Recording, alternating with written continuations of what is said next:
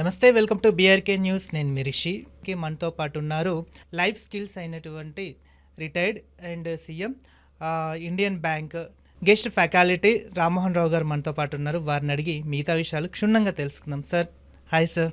Hi అమ్మా. నమస్తే sir. Rishi, how are you? Fine sir. ఎలా ఉన్నారు? బాగున్నాను. So far so good. Sir, ఇప్పుడు మీరు లైఫ్ స్టైల్కి సంబంధించిన కొన్ని మోటివేషన్స్ ఇస్తూ ఉన్నారు. సో అంటే ఒక పర్సన్ని ఎలా మోటివేట్ చేయాలి ఏంటనే దాని మీద కూడా మీరు స్టడీ చేశారు. దాని మీద కూడా మీరు ఆధ్యాత్మికంగా చేస్తూ ఉన్నారు. మీ ఇన్ ఇయర్స్ ఎక్స్పీరియన్స్లో ఎంతమందిని మీరు చూసి ఉంటారు సార్? అంటే దాంట్లో గుడ్ పర్సన్స్ ఉంటారు, బ్యాడ్ పర్సన్స్ ఉంటారు. సో అలాంటి వాటిని చూసినప్పుడు మీకు ఎలా అనిపించింది? మీరు అన్న ప్రశ్నలోనే చాలా మందిని మోస్ట్ వర్స్ట్ ఫెలోస్ నుంచి మోస్ట్ బినోవలెంట్ బెస్ట్ పర్సన్స్ చూశాను. కనుక ఏది చూసినా కూడా నాకు ఆశ్చర్యం అవ్వదు. ఓకే, అలవాటు అయిపోయింది.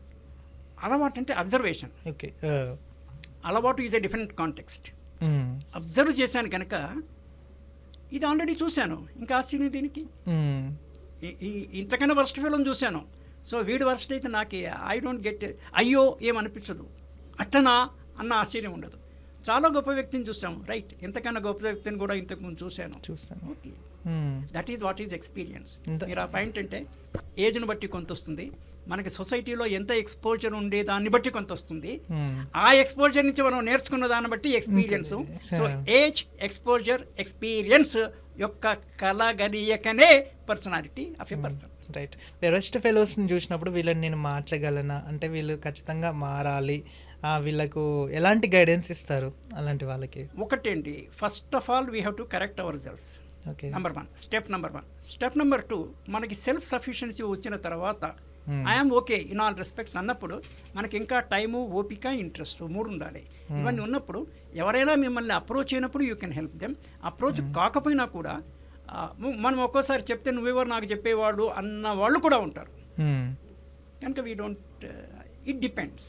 But I'm always there. అంటే మీరు నాకు క్వశ్చన్ వేశారు కాబట్టి నేను ఇక్కడికి వచ్చి చెప్పాల్సిన అవసరం నాకు లేదు. Why I am coming into, I don't need any publicity at this age. I am comfortable at my home reading books and writing my own notes. Still ఇది పబ్లిక్లో వెళ్తుంది కదా చెప్పేది. ఎవరన్నా విన్న వాళ్ళకి కొంతమందికి ఒక 10-20% వాళ్ళకి ఉపయోగమైనా కూడా ఐ ఫీల్ గ్రాటిఫైడ్. రైట్. చివరిగా ఒక క్వశ్చన్ సార్. అంటే ఇప్పుడు కొంతమంది ఏంటంటే కాంప్రమైజ్ అవుతూ ఉంటారు. అంటే ఇప్పుడు ఫర్ ఎగ్జాంపుల్ ఒక ఇంట్లో చిన్న దొంగతనం జరిగినా కూడా, అంటే తన వస్తువు వేరే వాళ్ళు తీసుకున్నా కూడా అది నాది అని చెప్పుకోలేక ఆ బంధువులకి ఇచ్చే వాల్యూ అనేది అటు ఒకవైపు బ్యాలెన్స్ చేస్తూ ఉంటారు, నాది వస్తువు పోయింది కదా అని ఒక బాధలో ఉంటారు. అంటే ఇలాంటి వాళ్ళు ఎందుకు డైరెక్ట్ అడగలేరు, అసలు అడిగినా కూడా మళ్ళీ ఎందుకు ఫీల్ అవుతూ ఉంటారు?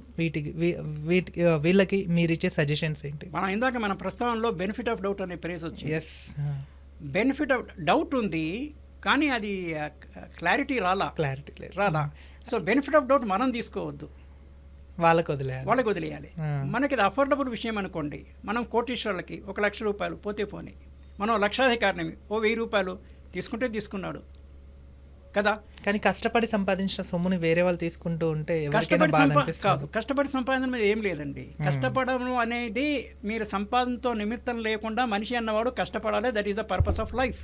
నీకున్న పొటెన్షియల్ టాలెంట్లో నువ్వు కష్టపడడం అనేది నీ డ్యూటీ. ఫలితం రావడం అనేది ఇట్స్ ఏ గాడ్స్ గ్రేస్. వేరే వాడు, నువ్వు కోటీశ్వరుడు, కోటి రూపాయలు ఎక్కడి నుంచి వచ్చినాయి నీకు? వేరే వాళ్ళ దగ్గర నుంచి పోతేనే నీకు వచ్చినాయి. Somebody's loss is your gain. అంటే ఈ లెవెల్లో అండర్స్టాండ్ చేసుకోవడం కష్టము. To some extent I agree. నేను కష్టపడ్డాను, ఫిజికల్ లేబర్ చేశాను, నాకు కూలీ వచ్చింది. నేను మెంటల్ లేబర్ చేశాను, సాఫ్ట్వేర్ ఇంజనీర్, నెలకు 5 లక్షల జీతం వచ్చింది. ఓకే, నీకు ఎంత జీవితం వచ్చినా కూడా నీ నెసెసిటీస్కి ఎంత అవసరమో అంత నీది. మిగిలిన దానికి you are a trustee of the public money. You have to spend it for the public welfare అన్న హయ్యర్ లెవెల్ ఆఫ్ థింకింగ్ ఎంతమందికి ఉంటుంది? దీంట్లో 100% కాకపోయినా ఒక 20%, 1000 రూపాయలు ఎవడో తీసుకుపోయినాడు, పోయింది, నీకు అదేం లేదు కదా. Next time you don't entertain that person. అది కూడా after getting confirmation that he he's taken. వాడు కావాలని తీసుకున్నాడా, పొరపాటున తీసుకున్నాడా అనేది కూడా పాయింటే కదా. ఇప్పుడు నాదే అని అనుకొని తీసుకోవచ్చు కదా భ్రమలో. అటువంటి వాడు ఉత్తముడైతే మళ్ళీ తెచ్చిస్తాడు. ఉత్తముడు కాకపోతే ఆయనకు కూడా ఒక డౌట్ ఉంటుంది, ఇప్పుడు నేను ఇస్తే నేను దొంగ అని ప్రూవ్ అవుతాయి కదా, అందుకని ఇవ్వాలన్న ఉద్దేశం ఉన్నా కూడా ఇవ్వడు. సో ఇంత అనాలిసిస్ చేయం మనము కదా. మొత్తానికి బినోవలెంట్గా ఉండాలి, ఉదార స్వభావిగా ఉండాలి మనిషి.